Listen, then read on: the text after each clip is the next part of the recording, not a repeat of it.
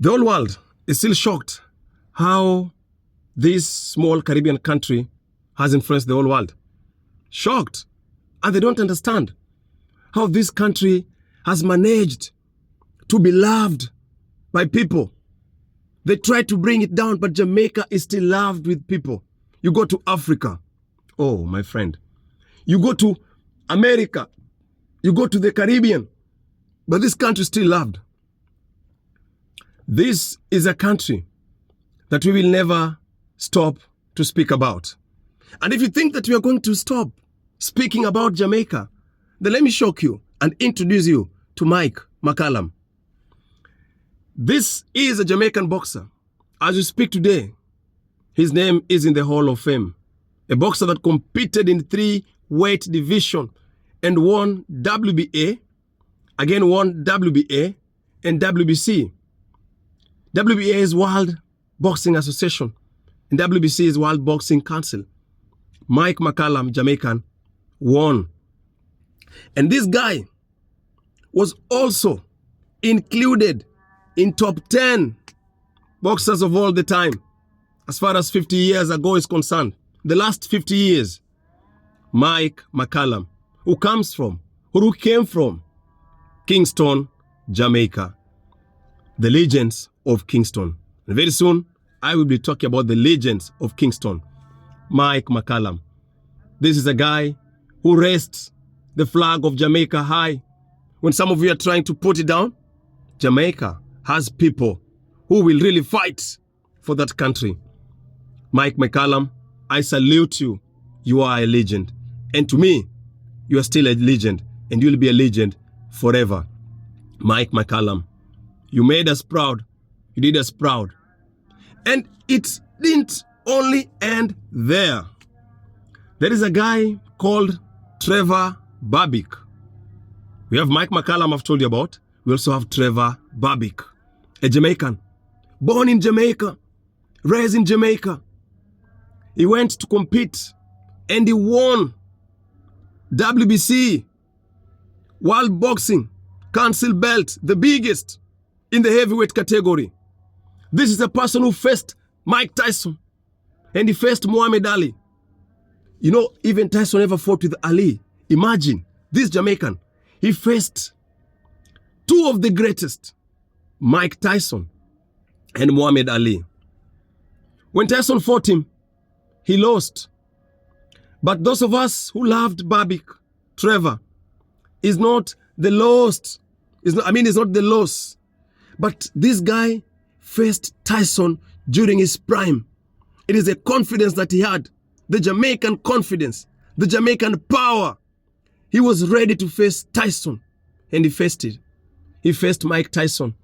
And he proved to us that everything is possible. When people feared facing Tyson, the prime Tyson. So to me, Trevor never lost. But Trevor proved to us that we little, but we talawa.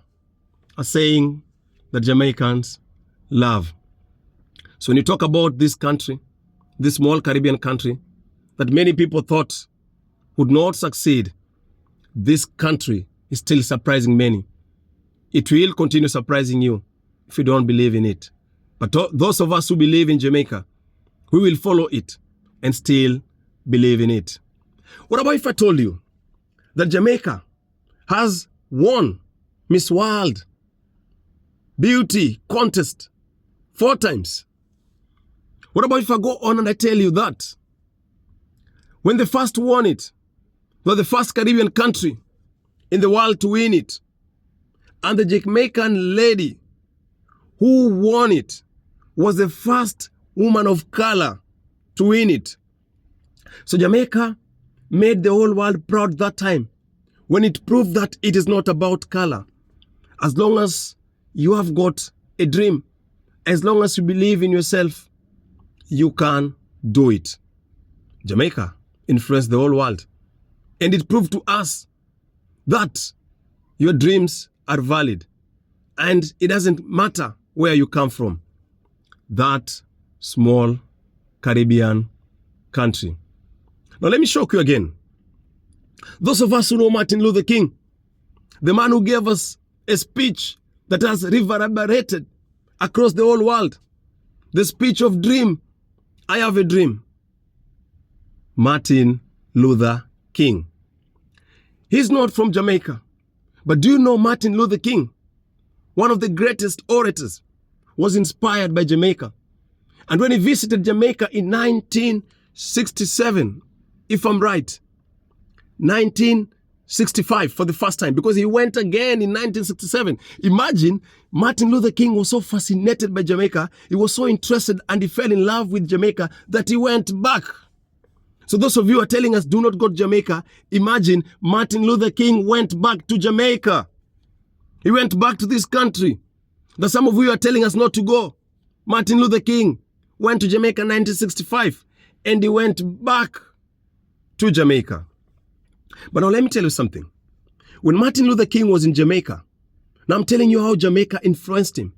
That country that some of us are told not to visit, we are still going to visit because our hero Martin Luther went and looked at it. There's what is called field reconnaissance. He did a field reconnaissance in Jamaica and he proved to us that was a wonderful country.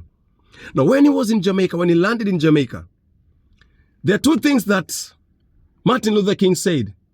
He said that if I'm in Jamaica, I feel at home. But that is not that very important. He went ahead and said that in Jamaica, I am feeling like somebody. In Jamaica, I am feeling like somebody. Imagine Martin Luther King. In his whole life, he had never felt like somebody. But when he visited Jamaica, he said that for now, he feels like somebody. That is Jamaica. Look at the inspiration that Jamaica has done, man. Look at the inspiration.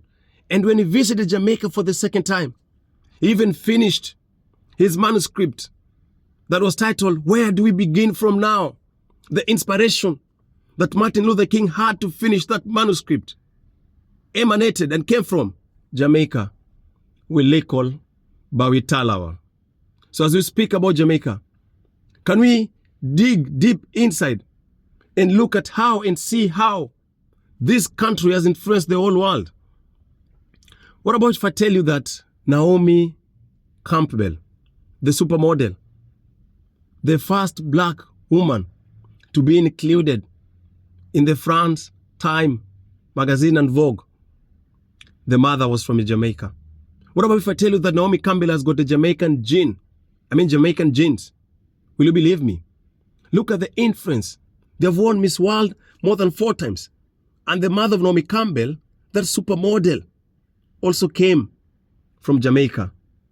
Ladies and gentlemen, it is time for us to give Jamaica its credit.